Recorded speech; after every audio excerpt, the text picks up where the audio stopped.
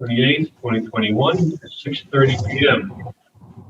First on the agenda is to take action on the January 14th, 2021 meeting.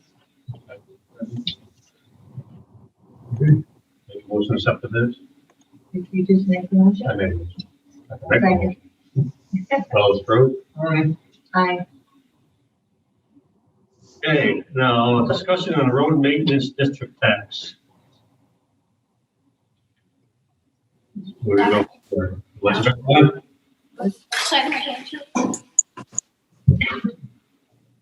Elizabeth? Yes, hi. Sorry, I couldn't hear. Want to explain what's going on here?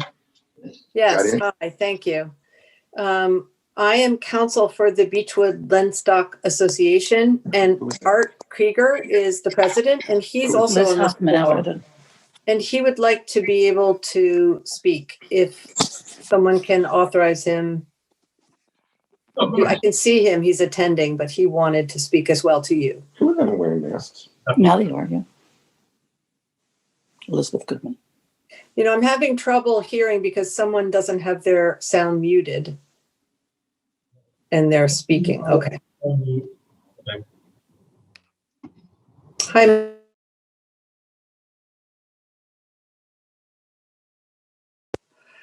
Am I still muted? Okay.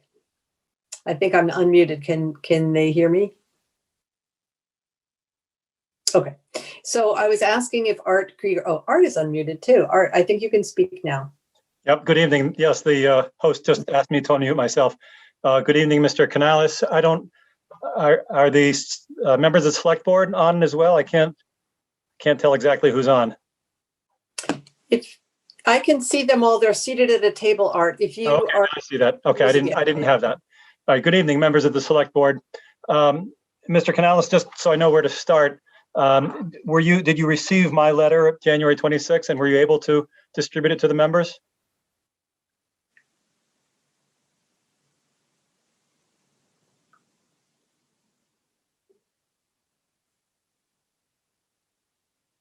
Yeah. There we go. Can you hear us now? Oh, yeah. Whoops. Yeah, you're off mute. Okay, can you hear us? now we can hear you. Yes, thank you. Okay, go ahead, Art. Good evening, members of the board. Did you receive, have you had a chance to look at my letter of January 26th? Yes. Yes, you did? Yes. Okay, good. Then I don't need to start from scratch. I'm president for these 2 years of the Beechwood Lenstock Association, many of whose board members and non-board members you have on the screens with you tonight.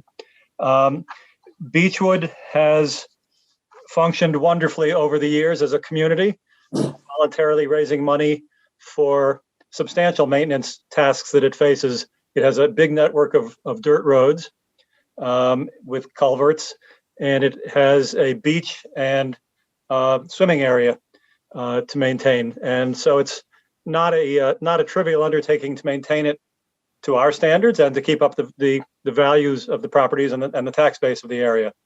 The vast majority of people over the years have voluntarily paid their assessments, but about a dozen have not. And mathematically, that has not been a big burden on the ones who do pay. But of course, if that number grows, the burden on others may increase, and non-payment could conceivably snowball a little bit. Or if we're faced with a large maintenance expense and people don't want to pay this special assessment, we could run into a problem. So although we're functioning well now and living with the dozen non-payers, our costs are going up like everyone else's. And it just seems prudent to us to have a more secure basis of funding for the upkeep of our own community than we're able to do through voluntary payments.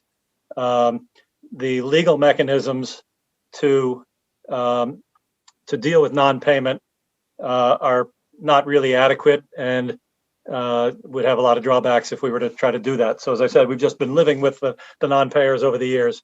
But for the future, we want to establish something more secure. And the mechanism that's been recommended to us by Beth Goodman and is in place in many other places around the Berkshires and the Commonwealth, is a maintenance district, which would be its own taxing authority in effect. Obviously not separate from the town, but a taxing authority within the town. The mechanism, if you're not familiar with it, is that we would adopt a budget and send to the town, to the assessor, the taxes that we're trying to raise. The assessor would put it on the tax bill together with your regular property taxes and any other charges that might appear on the tax bill. And people would have to pay our piece of it to you the way they pay your piece of it to you, your much larger piece. And then you would remit the money, our part of it, to us in return for an administrative fee that as I said in the letter, I understand is typically about 3%. It would be negotiated, but it's intended to cover the town's administrative cost to add that line item to the bills, take in that money, and send out those 120, or send us back the money for those 120 bills. So it's intended to be cost-free for the town. It's intended to benefit the town by maintaining our property values, because the beach and the waterfront and the roads, of course, are the key to access and enjoyment of our properties. And of course, it's intended to benefit ourselves by ensuring that we raise the money to maintain Beechwood the way we like to do it. So that's really it. The procedural steps are that the Beechwood community approved this by roughly a 90% vote, because we had to do that in order to take this next step, which is for you to request your state legislators to introduce special legislation authorizing the district. And if you, I'm sorry, with town meeting in the middle, you would approve putting the warrant on the article for town meeting. And if town meeting authorizes or directs you to ask the legislators to do that, we hope what comes out of that is special legislation authorizing this district. At which point it has to go back to Beechwood. There is there are some views within Beechwood that we need, that we, the community, need better information, a little more explicit discussion of the pluses and minuses. And after the special legislation passes, when it comes back for that last vote, which requires a 2/3 majority, we would have further discussion at the local, at the Beechwood level, and answer people's questions. And we hope get everybody on board, but at least 2/3 on board to actually establish the district. So I put into the letter, my stab at the warrant article that we're asking you tonight to approve and to sponsor. Obviously, you and town council will tweak that as appropriate for the way you do your warrant articles. But that's the substance of it. We're asking you tonight to put an article on the town meeting warrant for this spring, for town meeting to direct or authorize you to seek that special legislation that would authorize a district. Okay, thank you. So what happens if somebody does not pay the tax? Who's responsible for showing that? If it's okay, Art, I'll answer that, because Please, Beth, go ahead.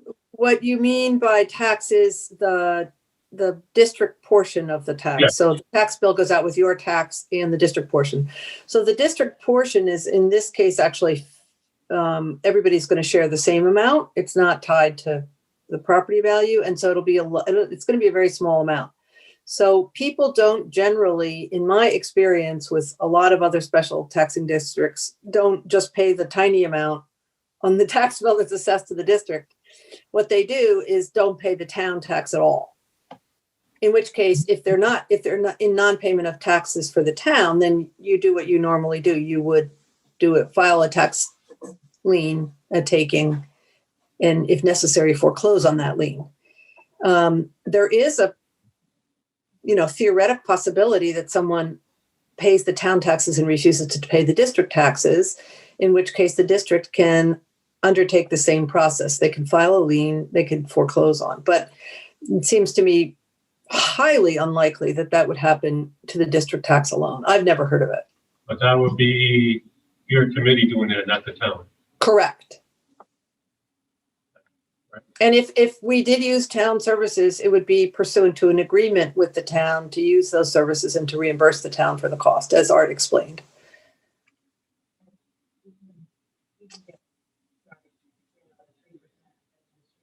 I will add to Art's request that normally what I've seen on the warrant articles is we have drafted a special act.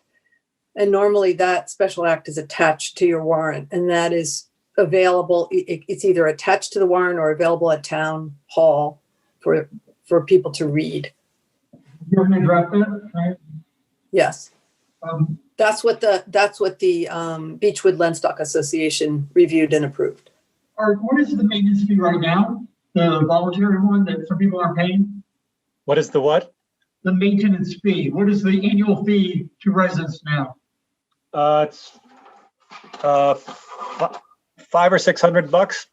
So basically you're generating, 28 times, about 60 grand a year. And so you're going through all this because you said 12%, something like $8,000 is not being paid. I said 12 homeowners, so even it's less than $8,000, it's not being paid. But yeah, the concern is not the current non-payment, as I said, it's what happens in the future. And the problem, if I may, is if a problem starts to happen, this process that we're now in the middle of with our votes, your vote, town meeting vote, legislation, it takes 2 years to 18 months to 2 years. So if a problem comes up, we could find ourselves in fiscal trouble before we can take the steps that we're trying to take now and not be able to react quickly enough and have no other mechanism. And if I could add just a comment on that. Yep. If the homeowners association is enacting a budget, it's a real budget based on costs. And if you have a gap in the budget and it continues every year, it becomes a real problem. They have to then increase the budget to pay for people who are not paying for the budget. And the budget here is based on real things like road work. So that's the problem they came to me with. What do we do when we have non-payment of our existing budget for road work? It may be a few thousand a year, but every year there's a gap. About 2 grand a year in revenue for us. 3% of 640 times 1,900 bucks. Is this going to be burdensome for you to manage this, or town hall to manage this for a couple of grand?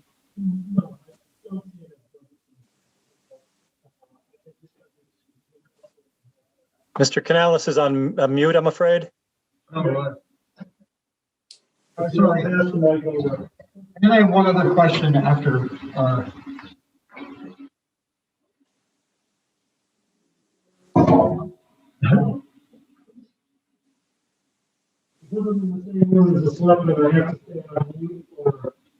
No, Michael, you're on mute on the Zoom call. We can't hear you.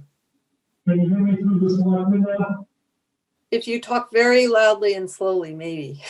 All right, I will do that because if I unmute because we're in the same room, we get the feedback. Oh, yeah, feedback. Okay. I have to keep going. So I apologize for that. I did run this past legal counsel and I have spoken to staff, and yeah, it's not a large burden on the town.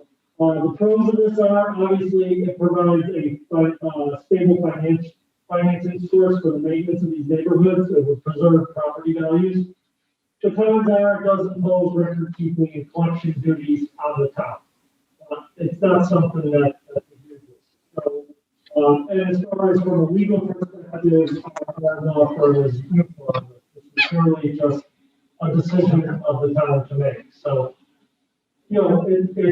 it's other than us adding the tax on top of the bills, and those bills in that defined district, that's really the only work that we're doing as far as this. So, Okay. So what would happen when other private developers want to do this? That's my next question. And get more and more that we're kind of doing housekeeping for all these private developers. if the private development stuff is something already defined in their deeds, this is just a mechanism to make sure everybody's contributing fairly to the maintenance of those private roads in those areas. What I'm saying is, if we get 3, 4, 5 more developments coming in on this, is that going to put burden on tax collectors? I don't think it would be, I don't see it being something common that's going to come flying in. on a case by case basis and then, evaluate pros and cons. So those here are definitely the ability of the established to maintain the roads properly, which overall, I think is a more important benefit to the town. May I, Ms. The possibility of this happening multiple times. I think we definitely have to check, with tax collector and their to make sure that that wouldn't be a burden. But it's repetitive. So as long as our systems can handle maybe numerous accounts like this, I think that's the one thing we probably should look at. So, but Mr. Chairman, I think that it's probably a benefit in terms of certainly this neighborhood and, maintaining those roads benefits the town because it holds your property value.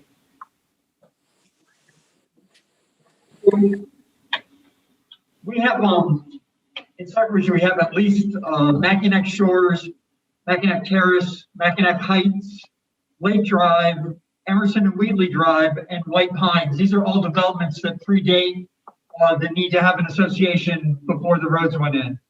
And my question is, should we consider reaching out to some of these other groups? If we're going to go through all this rigmarole to create one, why not give them an option of sort of like,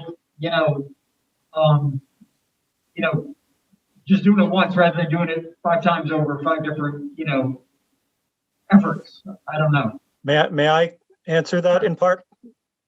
I don't know, was that directed just to the board members or may I answer? Yeah, Yeah, sure. right, definitely. 2 things. One is, I think there would be, 3 things really. There'd be a value to you in seeing how one of these worked before you jumped in and did 6 of them. Number 2 is Beechwood, I think, is different than all of the others in having a much bigger network of unpaved roads. I don't know all the others. I don't know the interiors, but I know Mackinac Shores, Mackinac Terrace. It's basically one paved loop, or maybe a little bit more than that. We have a whole bunch of unpaved roads with culverts that need grading and restoration each year. And we have the beach and the swimming area that they don't have. I don't know that anybody else has a beach like we do. So I think we're qualitatively different than any of the other associations that you mentioned. And if it goes well with us and they come in with a similar proposal, then you can certainly decide that. But the third thing is that if you put us on hold while you canvass the others and all these other seasonal communities have to go through the process we've gone through, we're looking at another 2 years. So we're willing to be the guinea pig for this rather than be held up and lumped in with everybody else. Your beach, your roads and your culverts for $60,000 a year. Maybe you could give us some advice. Yeah.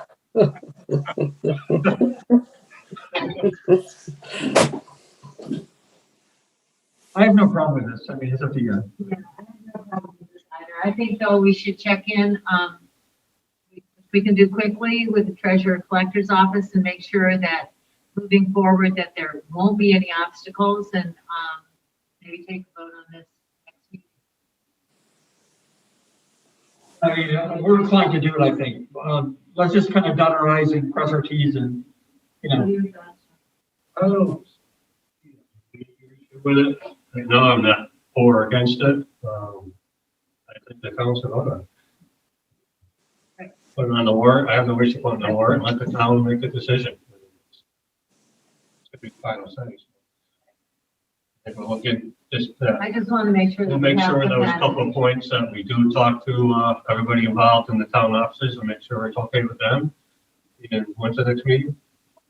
The 11th of February. We'll vote on it. Could I ask, does the town know when they're going to hold town meeting this year now with the whole? Nothing's set yet. Depending on what the restrictions are, you have to have it outside on that. Right. Whether. So, Michael, if it's okay with you, I'll work with you to get you a copy of the special act that was approved by the Beechwood Lenstock Association, which should be referenced once it does get on the warrant. Yes. And if there's any more information you need from us in order to talk to the assessor or to think, or just for your next, Yeah. please ask. I think Yeah, just send us a copy, send Mike a copy of that. Oh, thank you for helping interpret. Thank you very much. Yeah, I mean, something like this, it's up to the town voters, and I don't think we. Yes, absolutely. That's correct. Right. It's right. Let the towns vote on it. We just wanted to bring it to your board's attention and, ask for it in a meeting and have it vetted. It's better to talk about it more than less. And I appreciate the time. And we were hoping that that the select board would support this at town meeting. Well, we'll look at it and. Right. Okay, I don't want to make a decision tonight supporting it or denying it, let's need a little more information from people involved here in our end. I understand. Okay, any other questions on this? Beth, I think we're set, right? Yeah, I think we are. Thank you very much. Thank you all. Thank you, Mr. Canales. Okay, next is budget financing discussion. Okay. Good night, all. Yeah. Bye, Elizabeth. And there is happening.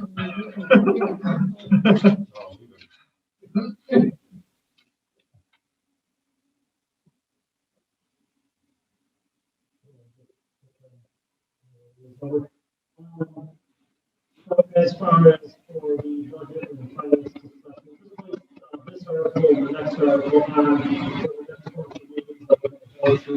just to make sure that we're staying on top of everything, because if we have to have our normal town meeting in May, we're looking at, somewhere in the neighborhood of 7 more selectmen's meetings before we'll need to be finalizing the warrant for town meeting. So not a lot of meetings before we have to make some final decisions. So as far as the budget, just want to reiterate that budget requests have gone out to all the departments, boards, committees, and others. Special projects and capital project requests have gone out. Some have already been received, and everything will be compiled. Everything needs to be in by the 5th. My goal is by the for the meeting on the 11th, we'll have a draft budget before the select board. And I'm hoping to have the working budget control document in Excel out to the select board no later than the Tuesday before, so you guys get a chance to review it. I will try to have it the Monday before, but I will have it to you in some form by Tuesday. And that will allow us to really begin going into the budget where it's at this point and what do we want to do moving forward, because there are some questions still to be answered and some things we need to consider. Yeah.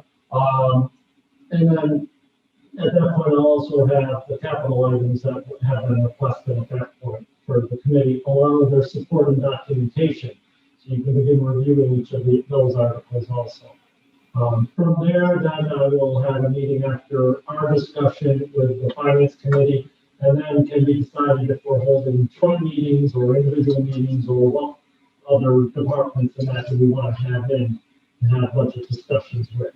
So that's the process that we'll have, and that's where we'll be setting it up. And then I will be leaving this on and expanding on it for the next 7 meetings as we discuss the budget and finance in our run-up to town meeting.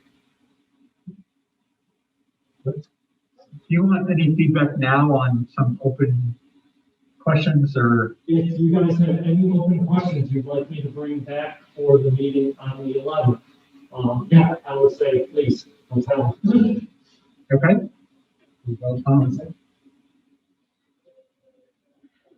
So financially, we're very well off, correct? And 90 or whatever % of our budget comes from property tax, which has not been affected. So financially, as a town, without having a lot of business and stuff, we're really well financially stable. So we can really push some of these projects and really, do what we have to do to catch up on all our kicking the can down the road stuff without really. Right, in terms of infrastructure. Yeah. Yeah. And like Patrick said, borrowing money is very cheap right now. Yep. Now's the time, I feel, to really put things on the warrant to, get us back into shape for this town. Yeah, I think to Chuck's point, I did a quick analysis from Zillow. They list 230 houses that were sold in Stockbridge since 2018, exactly 2 years. And if you compare the sale price versus the assessed price, the average is about 33% up. And that's one of the reasons we're doing so well is because houses turn over, they get reassessed, so we end up with this free cash. And I have a couple of little things and a few big things I just wanted to mention. First, will the highway budget reflect the desire not to run the right-around equipment in the old part of the cemetery? I mean, there's going to be more hours necessary if we're going to avoid more damage to the stones.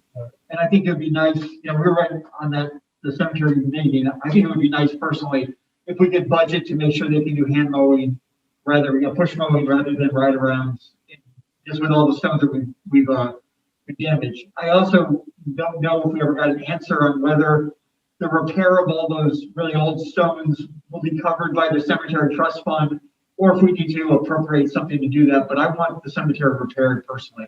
I think it's disrespectful and it looks bad to have so many stones broken and missing, and in the little crypt that we don't have the key to that works. And I just want to kind of get it fixed. I don't know if you have any thoughts on that. Yeah.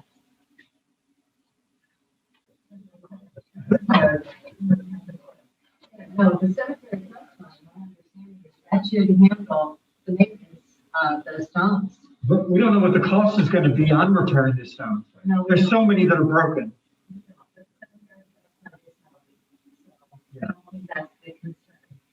Highway, in terms of being able to obviously obtain, smaller mowers is appropriate equipment to protect what's there. I don't see that as being a problem. No. You might. No. No, I just feel like it might take more hours to mow it with a push than with a ride around, but We hired someone help, so, The other thing with the cemetery in the winter, the only time they plow is when there's a service because of the stones and the frost and the mud and all that stuff. So I received quite a few complaints about family members can't get to their family grave sites and stuff. So I would like to see the cemetery look into paving some of the road to get in and out, not the whole thing, and maybe oil stoning on top of it to make it look like an older dirt road. But I think that should be in the budget. I think that should be something the town should vote on, not in the budget, but it should be a warrant article to pave certain parts of the two cemeteries. or at least like airport mix or something. Just to make it so we can plow it, after the storms are done, so the family members can get into the cemeteries. I wouldn't put that in the budget, I put that as an article to let the town vote on that, because that's a pretty big issue. Big ticket item too. Well, it won't be too much, it's just, It'll be significant though, Yeah. but you don't want to do something like hard paving, I think you want to keep it looking natural. But, where it's going to hold up better, we're not going to get the big ruts, we're not going to have the mud. gotta be plowable. Right. And I just have one more, and this is kind of a big one. I've been thinking a lot about the free cash we generate because I think we do good budgeting and because, property has been hot in Stockbridge for a long time, which creates more revenues than we anticipate because as assessments go up, all the reasons we know about. I think we should consider taking a percentage of last year's free cash as a policy and putting it toward Jay's housing initiatives. So as we look at the housing trust fund and the housing repair trust fund, we can literally say, let's say we took 20% or 25% of the prior year's free cash, and we put that into efforts to maintain the houses that exist. Many of them are old, many of them are owned by people of modest means, and the whole housing repair trust fund can preserve our housing stock for the next generation, also keeps our seniors in their houses longer. And I think the housing trust fund is the thing that we can use to acquire parcels and help people with down payments and really ensure that there is folks who are, first-time home buyers, working families, people who work in the district, the school district, whatever, can afford to live here. And rather than taking these amounts that turn out to be, I mean, last year, what was it, over $1 million, right? If we took like 25% each year, whatever the number is, and put it into a housing trust fund, we could just, without impacting the tax rate whatsoever, we could basically be investing in housing on a regular annual basis as a way to sort of like, keep the residential character of the town going. That was my idea for the night.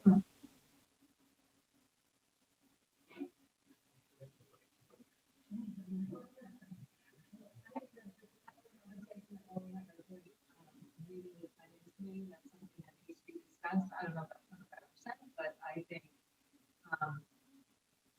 if they're amenable, I think that there's some possibility. Yeah, I think it's something we have to discuss with the finance. What do you think, 50%? Anything I think is. Get that optimistic. Keep young families in town. We've been saving for a rainy day for a long time. I think that the rainy day is here where we lost. The 2010 census showed 1,013 residential units, and Michael just estimated at 650 in 10 years. We're at the rainy day, and I just think we can do something about it if we have,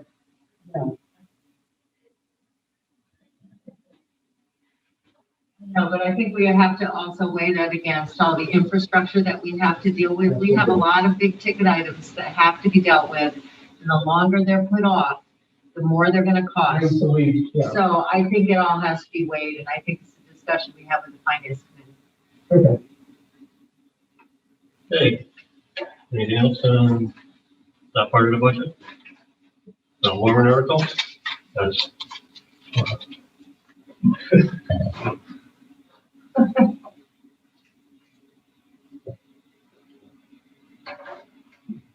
Right, as far as the warrant articles, once again, this will be something we'll continue to place on, the select board's, agenda to discuss. So I would offer the same thing, if there's any ideas of warrant articles outside of the norms that are placed on, something that we need to be considering, or you want me to look into, so that we make sure that, like I said, we have about 7 meetings here to build, unless we can't hold town meeting at its normal time, to build what's going to be on for the next town meeting. So right now, if you guys have any, you want me to, I just don't want to be surprised on anything, or any of us. I know that's already emailed me sometimes. So that's another way of doing it. I can bring those forward as we discuss them at the next couple of meetings. So I think it'd be good to just do a quick rundown of what some of the options are that we should at least consider, because we are going to need to have rubber hit the road on these if we're going to do them. I do got one. Brought to my attention, but Well, we have the one that we just discussed, the possible warrant article for the, but also, the Stockbridge Bowl Stewardship Commission. I would like to see that set up as a true commission, not just as a committee, in the town bylaws, so that we can maintain that in perpetuity. I think it's important for, holding the value of the properties around the bowl. And it's a natural resource that we have to be protecting, and it's really for the betterment of the entire town. So that's something I would like to work on.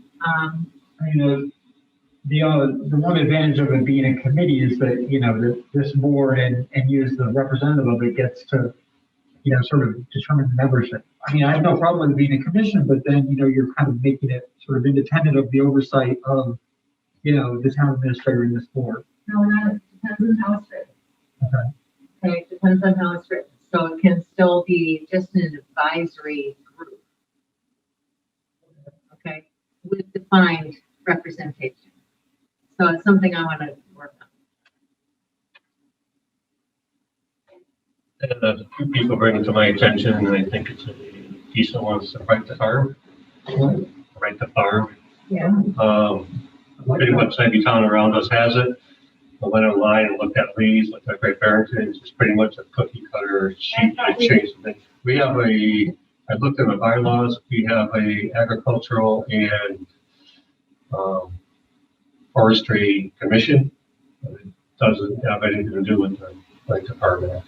I thought we had right to farm. I have not seen it on our Really? website. It's just a matter of adopting It's adopting the right to farm. it's, if you go on, just look up like Town of Lee or Town of Barrington, they're both exactly the same, just the name of the town has changed. I think just about every town around us has it in Berkshire County. But it's brought to my attention by There's people. standard language that comes with adopted, that's right off the state. Yeah, it's pretty much. Department of Agricultural and Recreational Resources. Yeah. So we can get that, we can use the same language. It was just, I said, looked at the different towns and it's the only thing different was the town's name. Yep. Just protects some of the local farmers and it, protects the people buying houses next door too. That's what it's mainly And I for. forgot one. So that's, and the town will vote on it. It's not a, The other one that actually didn't get finished by last year's meeting, but was the dog bylaw. Yep. Okay, so that's pretty much, I have that, Mike, All right. pretty much written up. So that's pretty much all set to go. It basically gives us a little more control. We had that, dangerous dog hearing. Right. And our hands were tied in terms of how much control we could wield. For instance, we couldn't impound a dog.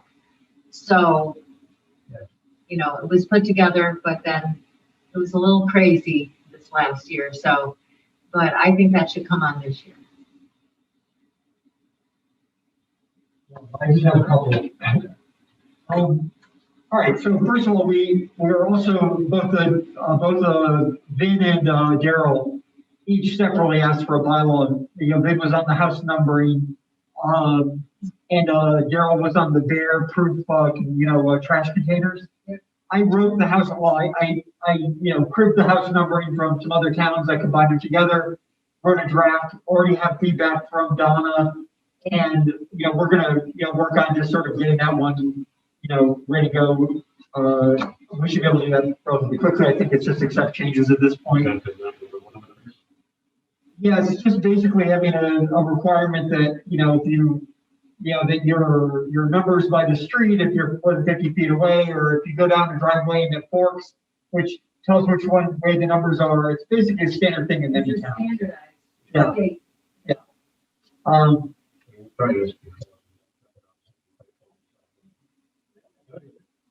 Well, we're going to try it again, unless you don't want it. No, it's really good. Yeah, it's Yeah. really useful. Yeah, For very first hard. responders, it's very Very critical. hard from experience finding houses. Right. The numbers are, you got 5 on one side of the street and you have 38 on the other side of the street. There's nothing, Talking to the mic.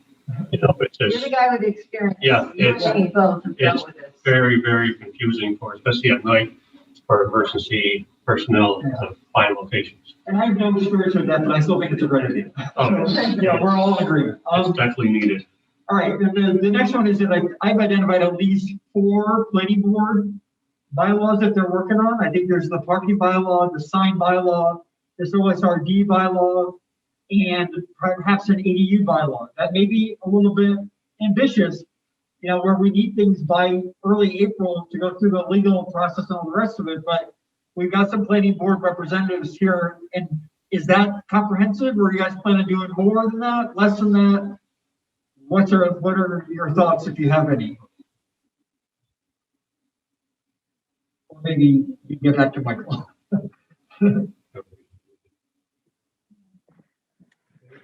Patrick, Christine Rasmussen here.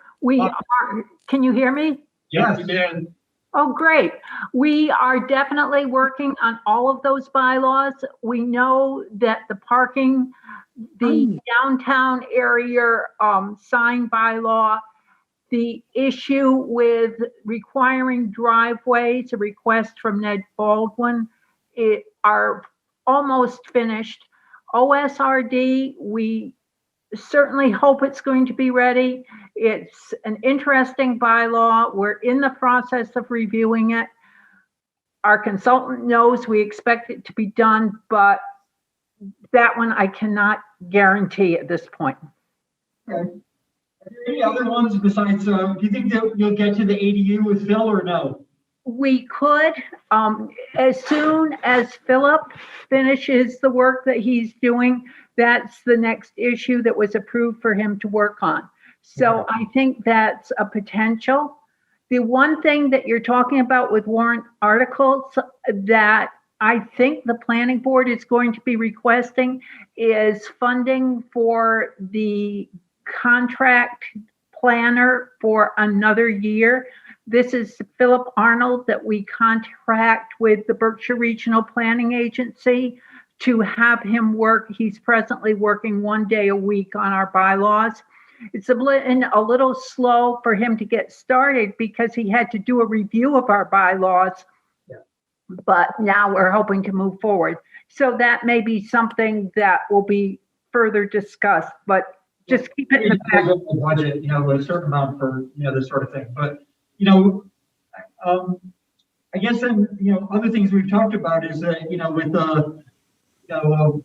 Jay made a proposal on these 2 housing trust funds to CPC.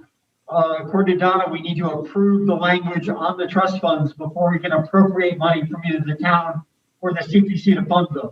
So getting the language down and figuring out how we're going to create this commission on housing to do these things, it needs to be independent. It needs to have, oversight, ability to decide on the projects, all the rules around eligibility. There's a lot to do there if we're going to fund any of it this year. So that's also on the list. We talked about the local occupancy tax increase from 4 to 6% last summer. The way that gets implemented is we vote at town meeting, then we tell the state, treasurer or the state revenue commissioner, and then 3 months later it goes into effect. So even if we vote this May, we miss this summer. So it will be for summer 2022. So if this is something we want to consider for 2022, we should get it on the warrant for this year.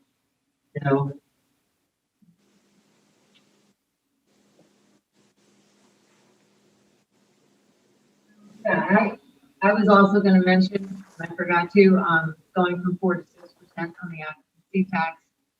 One thing you want to remember is people come here year round. It isn't just summer. That is maybe the bulk of it. We have visitors that come here year round. Oh, no, when most of the revenues kick in. But I said, yeah, we go ahead with that. I wanted to ask a question though. Is Daryl Finley doing their bylaw? We're going to reach out to him and we'll help him if needed. Start controlling those bears. That's a taxi. And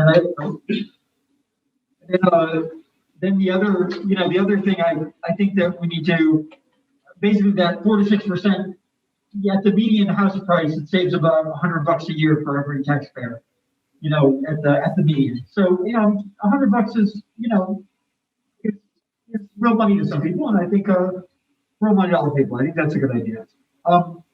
We aren't required to get a town vote to evaluate the residential exemption. I, however, think that we should go to town meeting and ask for a poll of whether there is interest. It is such a big decision. I would rather, evaluate that as part of a decision by the town, even though this board is not required to do that. Now, whether or not we have the bandwidth to do that for this year, I recognize that we've got a lot on our plate. I do think, though, that there's a significant minority of residential homeowners who are modest means, and as all the property in town goes up, all the assessments and the algorithms go up, and that providing relief to current taxpayers is meaningful to some of them. I also think that something like that could make first-time homeownership more affordable by reducing that bottom quartile of our housing stock. By reducing the tax at 60, 70%, you really make it so that people who might not be able to afford that mortgage can, as those houses, turn over, next generation comes in. So I think it's something we should eventually consider, but I don't know if we want to consider it this year. We should sort of decide because there's some analysis that needs to happen.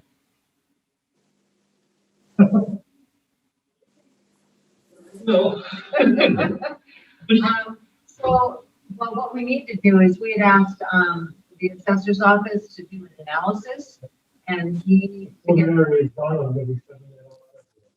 it is done. Yeah, Okay. just the preliminary assessment.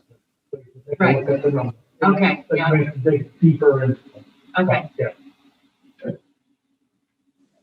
I got one more.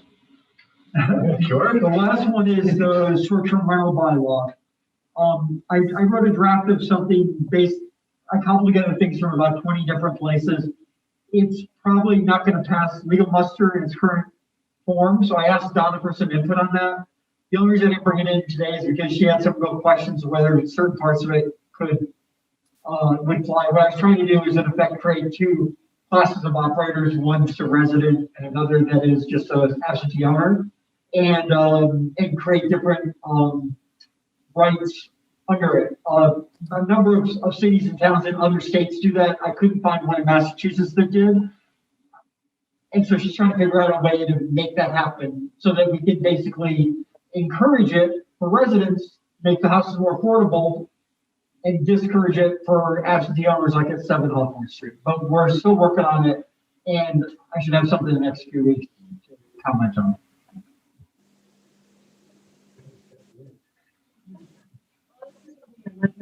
About, so, and he's actually pulled together some things that basically kind of hit on all the points that we kind of agreed on. So I think, it all needs to come together at some point and then get discussed. Okay, well, we just, I can send that around for discussion at the next meeting, both of them. I would rather have Donna figure out if it's even legally tenable, But I'll send around my draft, so you can use it. Look, I think it really comes down to two areas. One is the regulatory authority of oversight, and the other is whether or not we want to figure out ways to apply limits, because the same housing stock that potential residents are going to buy is what the Airbnb absentee owners target. So we've got two different policy issues here. One has to do with maintaining our long-term housing stock so that there's a residential community here, and the other is around making sure that the town government has the regulatory authority to oversee these, especially, kind of problem operators like we had on Hawthorne Road. And I think it'd be great if we could do both, but, I think that they're not necessarily coupled.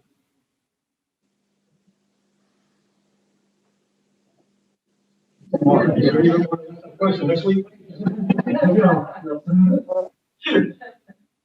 And anything out there that you guys, residents think of that,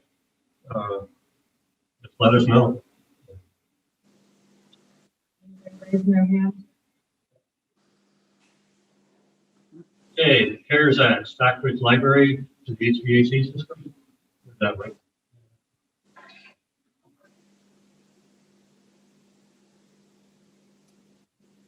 Yes, I think that's next. So we have money that's available. 120,000 left. And the discussion between myself and the library, I think the library for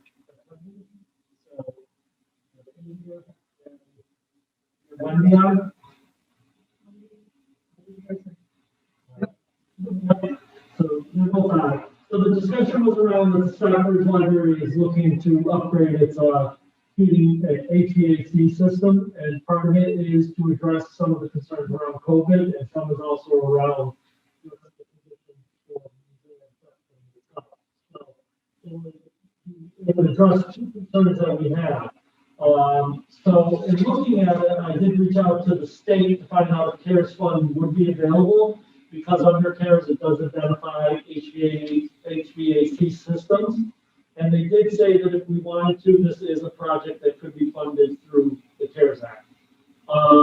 We would have to enter a sub-grantee agreement with the library since they are a nonprofit organization, but this would improve their systems there.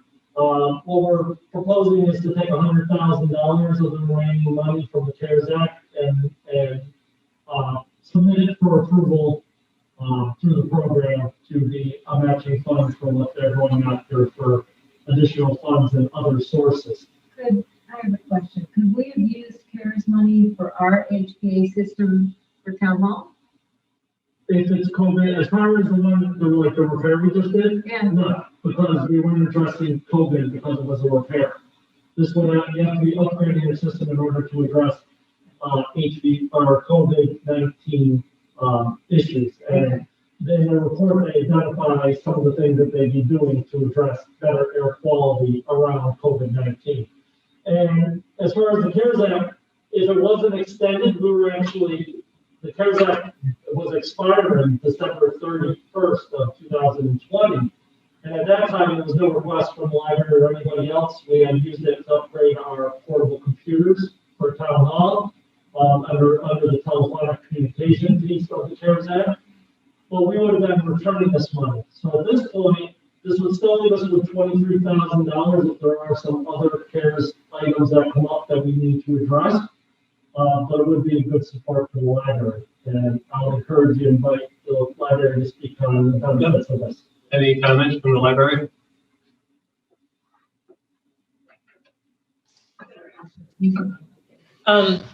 Hi, I'm Wendy Pearson, and I'm the director of the library. And I actually will defer to my colleague, India Sparts, who has been diligently working on a grant to replace our system. And I just will start by saying that the museum and archives has not been able to have anyone other than staff since the beginning of the pandemic because the HVAC system is failing. But I will turn it over to you, India, if you would like to elaborate. Thank you, Wendy.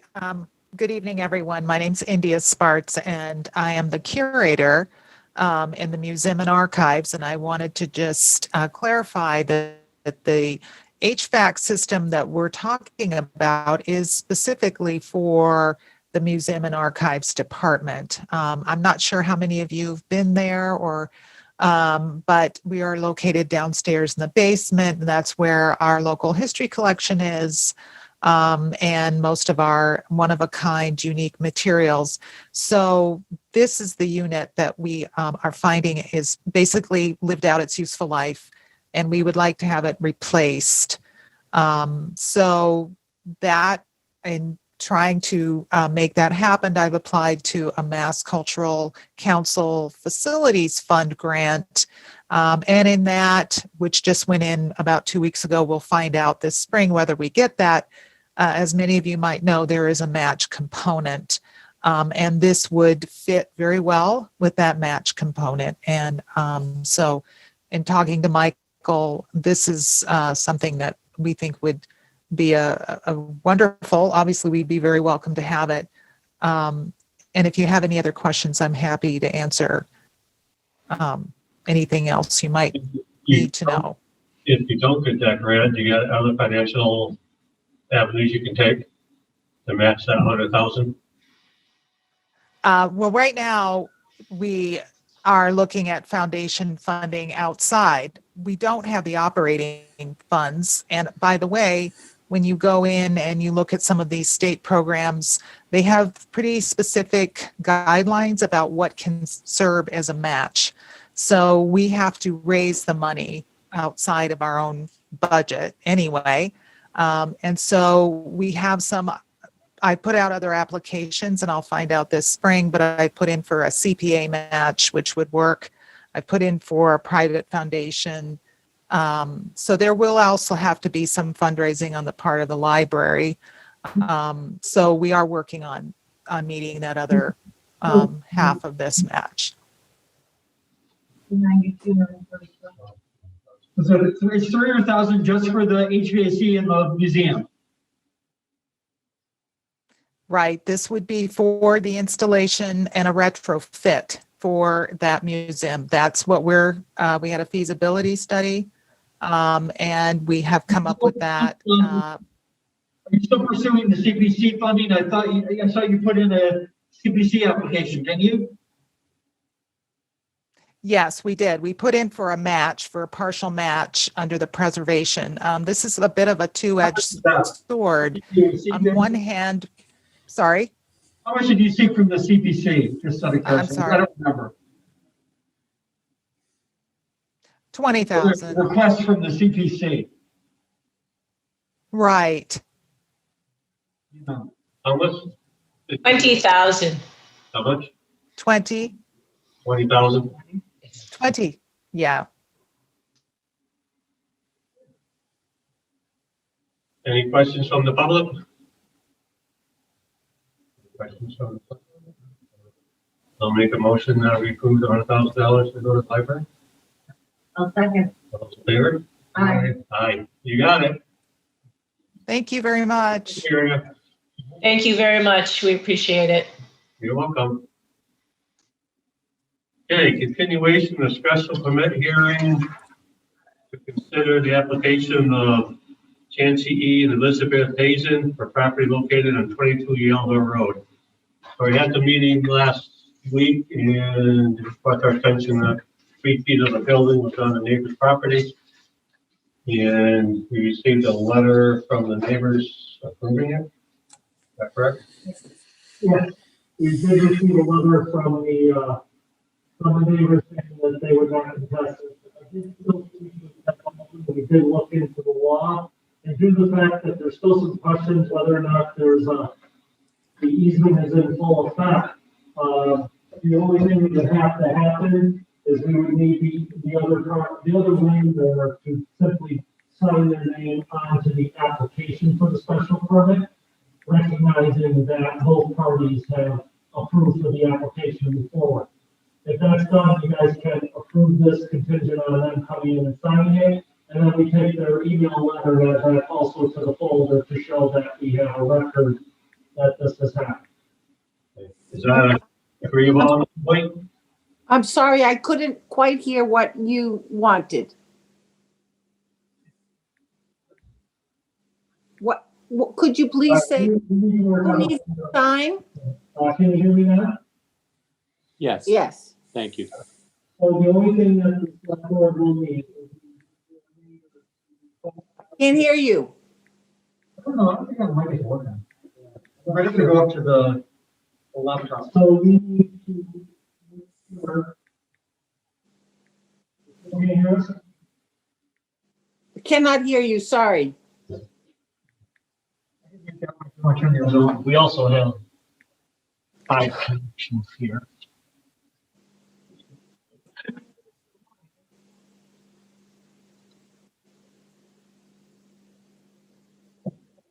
All right, can you hear me now? Better, thank you so much. Sorry, we couldn't, it's working. So all we need at this point in order to make this application, because there's still a question about ownership, and the Board of Selectmen cannot approve a project that's on 2 different parcels of land. But if your neighbors are willing to sign the application for the special permit, then that would suffice to, the whole parties that agree to it. File their email application to the town. Can't hear you. All right, I'll mute this one. Come on. All right. Hold on. How do I mute us? Select board, mute. Okay. All right. We got a little bit of an echo here. But we can hear you. Yeah, that's off my laptop. So we just need your neighbor to sign the application for the special permit, signifying that both parties have agreed that the special permit would affect both parcels of land. So if they're willing to come in and sign the special permit, then we can issue the special permit contingent on that. Thank you.